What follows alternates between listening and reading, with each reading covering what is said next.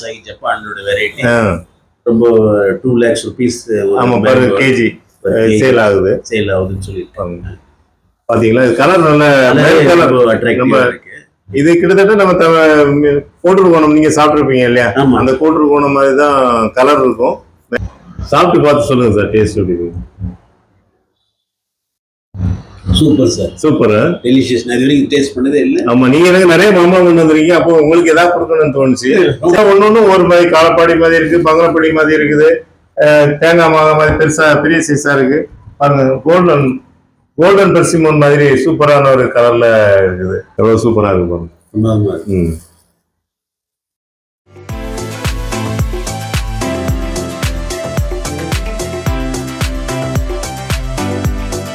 வணக்கம். இன்னைக்கு நம்ம கிரீன் நர்சரிக்கு வந்து ஒரு கஸ்டமர் வந்து நிறைய மாம்பழங்களை கொண்டு வந்திருக்காங்க.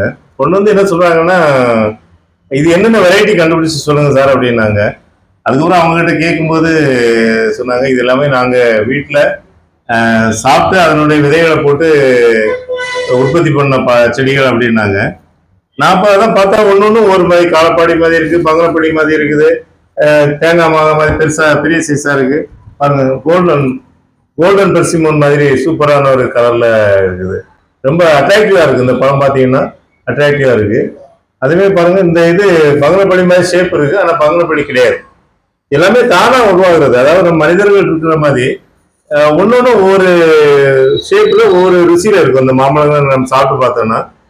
ஆனா அவங்க இதுல முக்கியமான விஷயம் என்னன்னா, அவங்க சொன்ன விஷயம் எனக்கு ரொம்ப ஆச்சரியமா இருந்தது. ஏன்னா அவங்க ஒரு 10 வருஷமா 15 வருஷமா அவங்க வீட்டுல இந்த பழங்களை விதைகளை வந்து தொட்டியில வளர்த்து அந்த செடியை, அதாவது சென்னையில குரோம்பேட்டையில இருந்தீங்களா, குரோம்பேட்டையில இருந்து அங்க இருந்து இப்போ ஊரப்பாக்கத்துல இருக்கீங்க இல்லையா, ஊரப்பாக்கத்துக்கு அந்த செடியை தூக்கிட்டு வந்து இங்க நட்டு அதுல இருந்து பழங்களை அறுவடை பண்ணி கிட்டத்தட்ட 10-15 வருஷம் அதுக்காக வெயிட் பண்ணியிருக்கீங்க இல்லையா.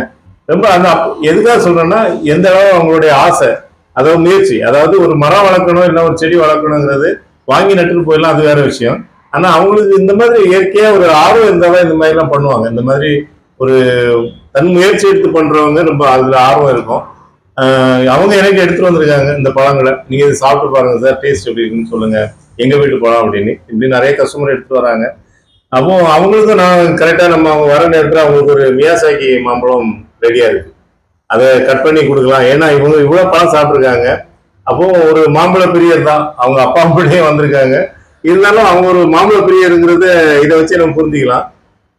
ரெண்டாவது, இந்த பழங்களை பொறுத்த வரைக்கும் ஒரு நட்பை வந்து பண்ணக்கூடியது. அதாவது பொதுவாக முன்னாடி காலத்துல எல்லாம் பார்த்தீங்கன்னா, ஒருத்தரை பார்க்க போறாங்கன்னாக்க ஒரு ஹாஸ்பிட்டல் பார்க்க போனாலும் சரி, வீட்டுக்கு விருந்துக்கு போனாலும் சரி, பழங்களை தான் வாங்கி போவாங்க. அதுவும் தன் வீட்டில் இருக்க பழங்களை எடுத்துட்டு போவாங்க. மேக்சிமம் பார்த்தீங்கன்னா அவங்க தோட்டத்திலேயே எதிரே விளைஞ்ச பழங்களை எடுத்துட்டு போவாங்க. இப்போதான் நம்ம கேக்கு பிஸ்கெட்லேயும் அந்த மாதிரி ஏதாவது ஒரு ஸ்நாக்ஸ் அந்த மாதிரி வாங்கிட்டு போகிறோம்.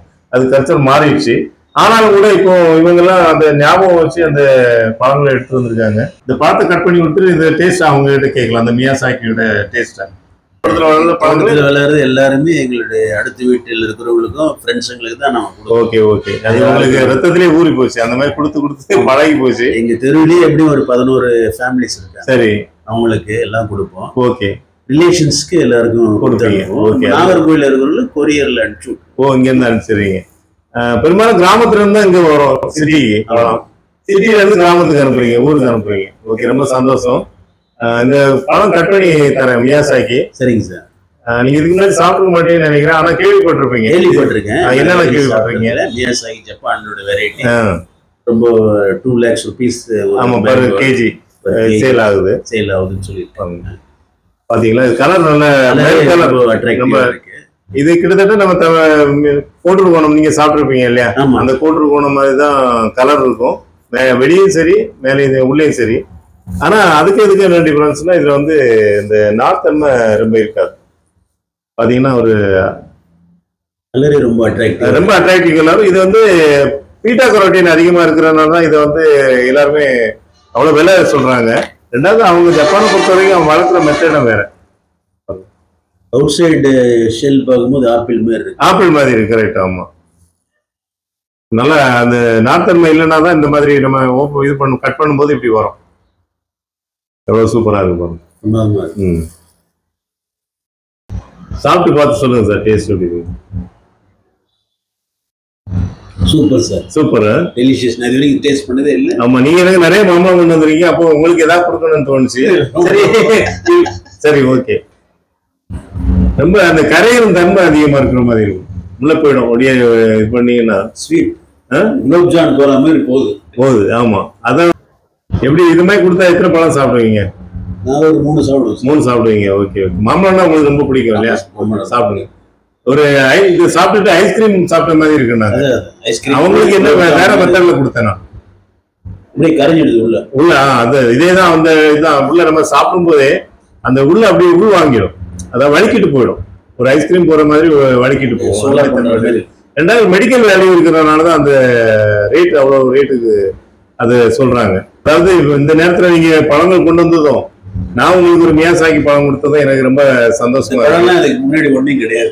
எப்படி நான் கொண்டு வந்த பழம்லாம் இல்ல இருந்தாலும் இது நம்ம நாட்டு பழம் அப்படி கிடையாது. ஒன்றும் நம்ம எல்லாமே ரசிக்கணும். இப்ப பாத்தீங்கன்னா இந்த பழம் பெருசு பெருசா கொடுத்தா கூட இந்த பழம் எனக்கு ரொம்ப பிடிச்சிருக்கு. இது இந்த கோல்டன் பெர்சிமோன்னு சொல்லி ஒரு தாய்லாந்து வெரைட்டி இருக்கு, அந்த மாதிரி இருக்கு, ரொம்ப நல்லா இருக்கு.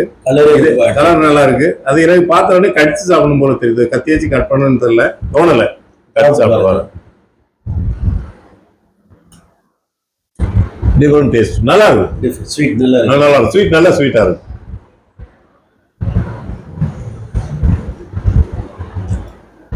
விதையோட சைஸ் கொஞ்சம் பெருசா இருக்கு. இதோட கொஞ்சம் பெருசா இருக்கு.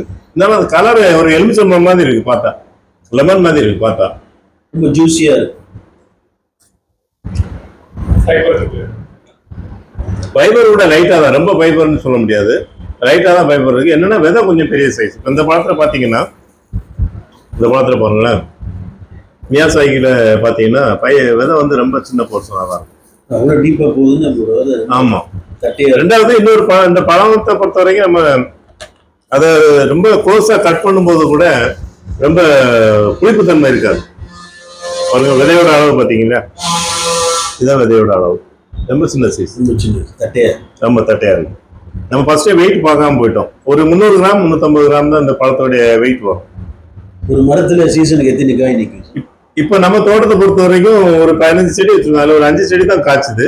5 செடிக்கும் கிட்டத்தட்ட 10-12 காயெல்லாம் காய்ச்சுது. அப்புறம் ஒரு 2-3 நம்ம ரிமூவ் பண்ணிட்டோம். ஒரு மரத்துக்கு ஒரு 3-4 காய் தான் அலோவ் பண்ணோம். அதனாலதான் அந்த ஆவரேஜ் ஒரு 300 கிராம்ங்கிற லெவலில் இயர்லி ஒன்ஸ் தான். இதை இப்படி கூட சாப்பிட்டு பார்க்கலாம். ஸ்பூன் வச்சு சாப்பிட்டா கூட அப்படியே ஒரு அல்வா மாதிரி வரும். அது ஏரியாவே தாண்டி போகுது, அதெல்லாமா போகுது. அப்படியே ஜூஸியாக இருக்கு பாருங்க. நீங்க சாப்பிட்டு பாருங்க, டைம்ல வர. நீங்க போதுன்னு சொன்னாலும் உங்களுக்கு மனசு வாய் தான் போதுன்னு மனசு சொல்லல. பொதுவா நம்ம சாப்பாடு சாப்பிடும் போது யாராவது ஒரு லெவல் வந்துச்சுன்னா போதும்னு சொல்லுவோம். அதுக்கு மேல நம்மளால சாப்பிட முடியாது. ஆனா இது எவ்வளவு கொடுத்தாலும் சாப்பிடலாம். அந்த மாதிரி ஒரு நல்ல வெரைட்டி பாருங்க. ஒரு என்ன சொல்றது, அப்படியே ஸ்பூன் வச்சு அப்படியே எடுத்து சாப்பிடலாம். ஒரு ஐஸ்கிரீம் சாப்பிட்ற மாதிரி, ஒரு பாட்டில் அந்த மாதிரி இல்லைன்னா வருதுல்ல ஐஸ்கிரீம், அதை சாப்பிட்ற மாதிரி இருக்குது. ரொம்ப நன்றி. என்னன்னா ஒரு கஸ்டமரா இருந்தா கூட ஒரு ஃப்ரெண்ட்ஷிப், ஒரு ரிலேஷன்ஷிப்புக்காக இந்த மாம்பழங்களை பரிசளித்ததுக்கு ரொம்ப நன்றி. அதுவும் எனக்கு இந்த குட்டி மாம்பழம் ரொம்ப பிடிச்சிருக்கு, எனக்கு மறக்க முடியாத ஒரு பழமா இருக்கு. இந்த பழத்தை நான் வீட்டுல போயிட்டு மற்றவங்களோட ஷேர் பண்ணி சாப்பிட்டு உங்களுக்கு சொல்றேன். இதுக்கெல்லாம் ஒவ்வொரு இடத்துக்கு நம்ம பேர் குறிப்பிட்டு சொல்ல முடியாது. நீங்களும் இந்த பழத்தை வச்சு பேர் வச்சுக்கலாம். நான் அப்படிதான் சொல்லுவேன் யாரும் கேட்டா. இப்ப எங்க வீட்லயே பொறுத்தளவு பாத்தீங்கன்னா, நாங்க சின்ன வயசுல எங்க வீட்டுல 4-5 நாட்டு மாமரம் இருந்தது. அதுல ஒரு மரத்துக்கு பேரு கொட்டி மாம்பழமும், இதே மாதிரி இது குட்டி குட்டியா இருக்கும், அது கொட்டி மாம்பழமும். இன்னொன்னு வந்து கொத்த காய்ச்சிமோ பெருசா இருக்கும், அந்த 2 கிலோ 3 கிலோ சொல்றாங்களே அதே மாதிரி இருக்கும். இன்னொரு மாம்பழத்துக்கு பேரு சீனி மாங்காய். சீனின்னா உங்களுக்கு சுகர், அது நம்ம காயாவே இனிப்பா இருக்கும். இந்த மாதிரி இன்னொரு மரத்துக்கு பேரு நல்ல மாவுமோ, அதான் நல்லா இருக்கும் இருக்கு இல்லையா, கிட்டத்தட்ட அந்த காலப்பாடி இதுல இருக்கும். அது மாதிரி மற்றவங்க இப்ப நிறைய பேர் இது கேட்கறாங்க, என்னன்னா இந்த ரகம் என்ன ரகம்னு கேட்கறாங்க. அந்த மாதிரி இத மாதிரி நீங்க புதுசா ரகத்தை உருவாக்கி இருந்தா நீங்களே தான் பேர் வச்சுக்கணும். இதுக்கு நீங்க பெற்ற பிள்ளைக்கு நீங்க பேர் வைக்கிற மாதிரி இந்த மரத்துங்களுக்கு நீங்க ஒரு பேர் வச்சுக்கலாம். இது பாத்தீங்கன்னா உங்களுக்கு விருப்பமான உங்களுடைய பேரோ இல்லைன்னா ஒரு ஏதோ ஒரு அடையாளத்துக்கு ஒரு பேரை வச்சுக்கலாம். இந்த மாம்பழம் பாத்தீங்கன்னா பெருசா இருக்குது, கேஜி மாங்கானி கூட சொல்லலாம், கிலோ மாங்காய், அந்த மாதிரி கூட ஒரு பேர் வச்சுக்கலாம். அந்த மாதிரி வச்சு வளருங்க. இன்னும் நிறைய செடிகளை உங்க வீட்டுல வச்சு வளர்க்கணுங்கிறது எனக்கு ஆசை. நன்றி, வணக்கம். ரொம்ப சந்தோஷம். ரொம்ப